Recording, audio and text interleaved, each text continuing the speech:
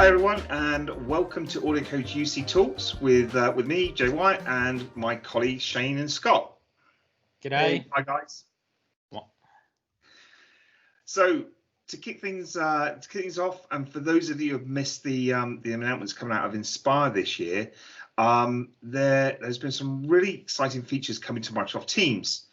The first thing I'd like to discuss is the renewed focus for Microsoft in telephony and meeting rooms. I mean, it's not like they've ignored this part of Microsoft Teams or this part within Microsoft Teams. However, it would appear there's been an element of catch up with the competition.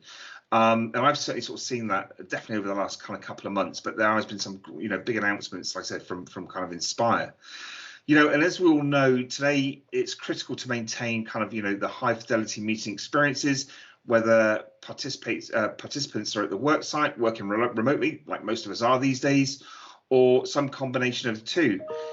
As part of the Microsoft Teams, room standard, they've enhanced management capabilities for Teams meetings, meeting devices, and to make it easier for partners and IT admins to deploy and manage, a whole sort of fleet or plethora of devices, including improvements across device setup, bulk management tasks, and health monitoring. So to bring the guys in on this, hi Scott. So without putting you on the spot, which I know I'm probably going to do anyway, can you explain to our viewers the new functionality coming to their Teams portal for managing what Microsoft are calling now Microsoft Teams rooms? So, like you said, putting me on the spot, I'm not sure I can necessarily do as good a job as like a MTR expert, but I can tell you what I am excited about in terms of some of the new things that are coming to I'm going to just use the abbreviation MTRs. Okay. Proximity detection. We've been hearing about that for quite a while. I can remember it going back to feels like 2 Ignites ago.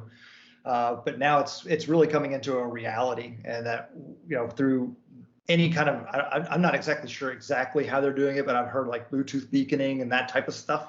But like where you can walk into a room and it knows, oh, okay, you're in this room, and it automatically activates the meeting, and that's some pretty wild stuff. That's that's like next level, almost kind of computers taking over the world type of stuff.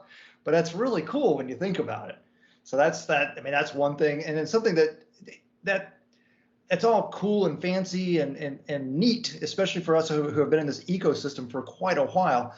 But until we're back in the offices, we may not really truly realize it. But something that I'm seeing on a daily basis is more of the integration with the phones and being able to choose which device do I want to join a meeting from, or if I'm in a meeting, which device do I want to take over, so I can more easily move between devices within a meeting context. That's something that is more impactful for where we are today, working from home and being able to maybe, because for me, I'll start a meeting sitting at the computer, but then I want to move. I need to get up and go downstairs, so I'll move the meeting to my mobile. But then I want to come back up and move. So, but because I'm not really the active participant at that point. But to be fair though, that functionality was there with Skype for Business. I remember using that with Skype for Business on many occasions where I'd be sat in the office and I go, oh Christ, I need to leave, I need to go, get on the road. And so I'd just transfer the call to my mobile, and I'd carry on the call on my mobile. So that's not, I think the whole companion piece has still got room to grow. Well, so that's a good point. Correct me if I'm wrong, but what I recall from the Skype for Business days was if I joined a meeting from another device, it dropped the other device. You couldn't join from multiple devices, whereas with Teams, you do have the option so that it's a more graceful transition. Yes. Yeah, you are right. I totally agree with this. I use my mobile phone, I use my tablet, I use my laptop. I've actually got 2 laptops I use. I use my phone. I've got different cameras, different mics, different headsets. Is that how you get your MVP? Have you got one of these? Which phone's that? No, I don't. Oh, is that the new one? No, that's I want the new one actually. I'm completely hijacking the conversation, but I want the new phone. So I'll. You can send me one because you're in marketing. You always get all the goodies. Okay, I will do this. Yeah, I'll put it on the internal rec. Jason said I could have this. Yes, please do. Okay. Okay, so we have gone a little bit off track, but try and put it back on. I've heard definitely from my Microsoft contacts across EMEA, and at all levels, whether it's been the CSMs, whether it's been the modern workplace marketing team or the TSs, that there's been a huge focus for FY21 for Microsoft with telephony and meeting rooms and devices. Scott, are you hearing the same sort of stuff coming out of the US as well? Yeah, that's what I'm hearing, and I think Microsoft's year usually runs, what is it, June to June or July to July. So we're starting to see that kind of pick back up since they just closed one year. Now they're starting up another year, and I can tell you one thing that I'm having a lot of conversations around right now, and it's maybe more unique. I know it's here in the U.S. I'm not sure if you guys have a similar thing in your regions, but it's something called GCC High. It's the government cloud, high security, high regulatory kind of domain. Okay. And in those, the telephony structure is different.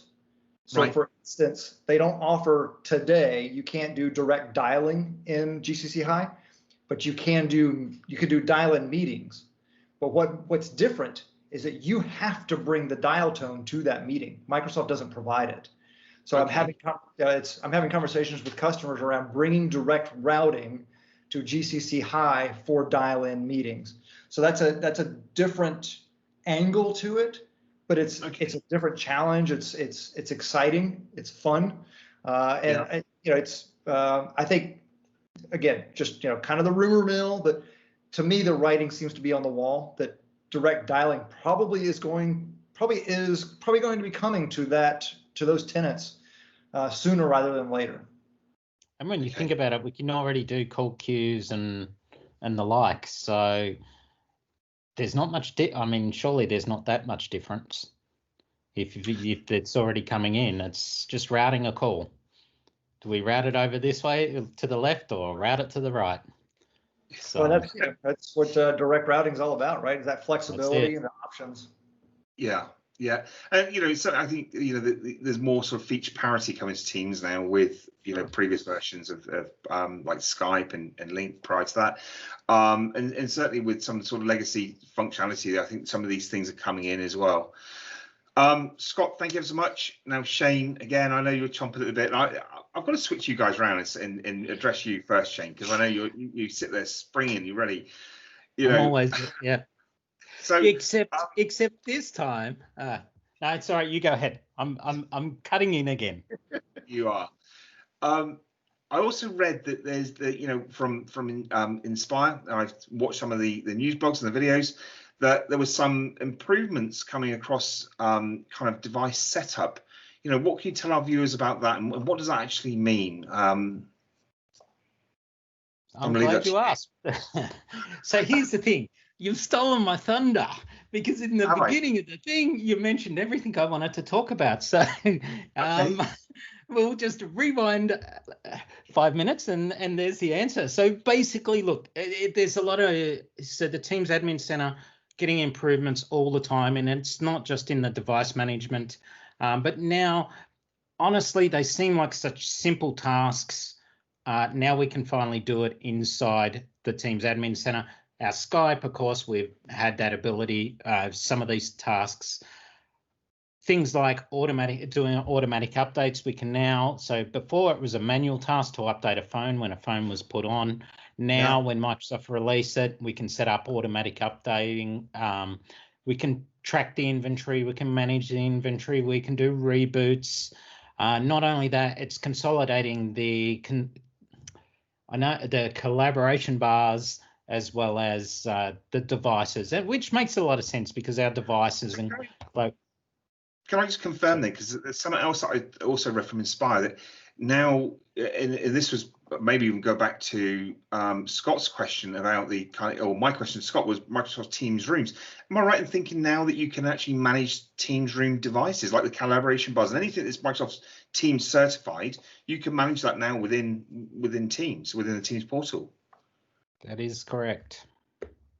So That's phones, Teams rooms, collaboration bars, they can all be managed. And one of the important things, and I think for us as especially with our AudioCodes Live, I thought was interesting, is that you can now do this secure device management by delegating administration to partners. So if you're a company and you don't want to do that, you could delegate that responsibility off to AudioCodes.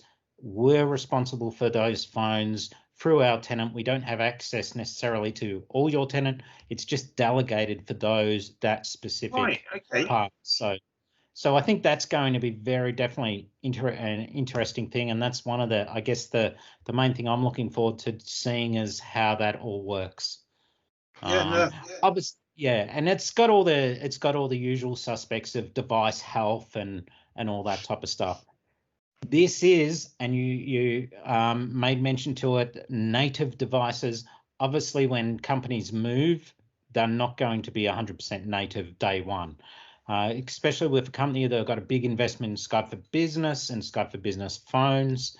That all, they won't be managed inside the Teams admin center. So you'll still need to manage them externally. It might be worth just that. What do you mean by native? Like what's native versus non-native?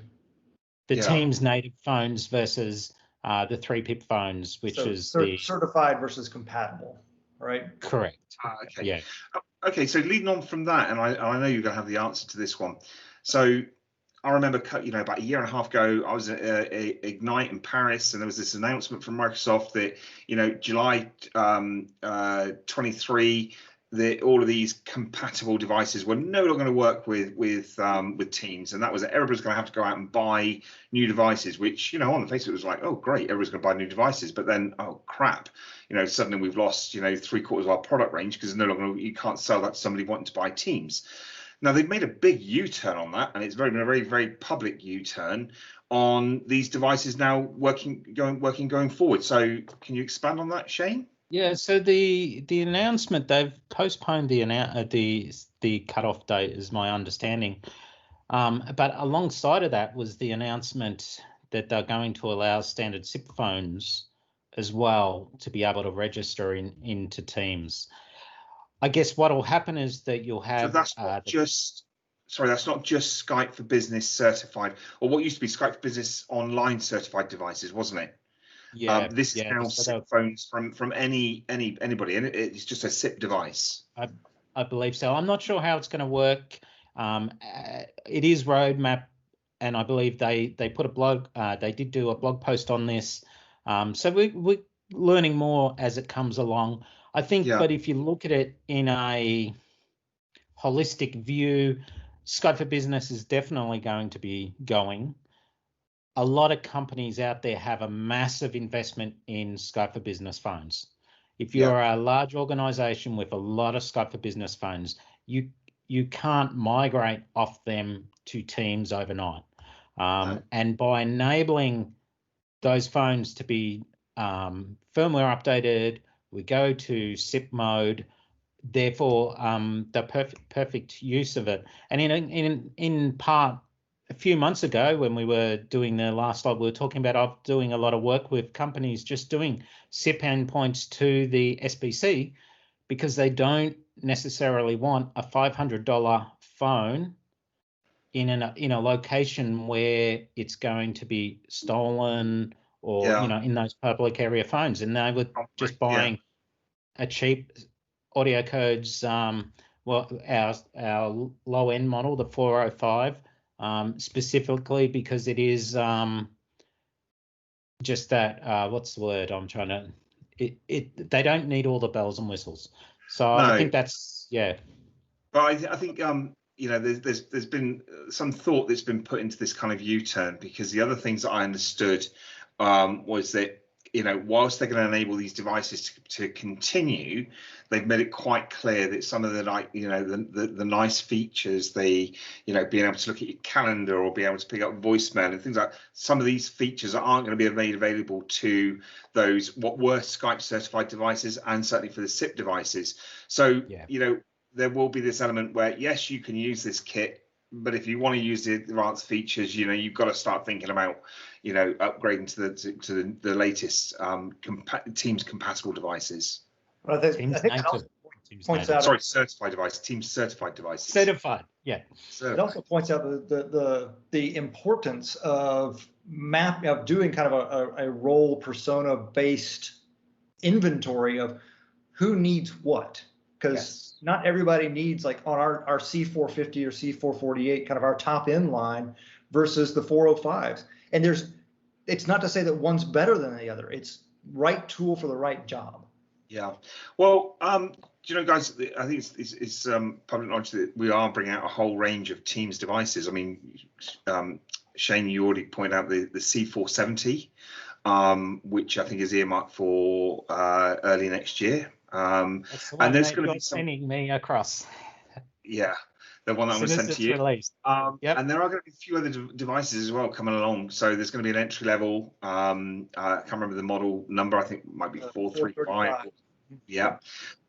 Which these are all going to be great devices. So God, we said we were never going to talk about product, but here we are. But I think there's been some really useful stuff that's come out. And I was the one who brought it up.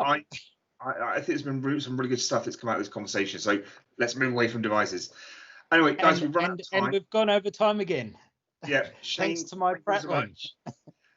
Scott, thank you as well. Appreciate it as always. And of course, thank you to our viewers.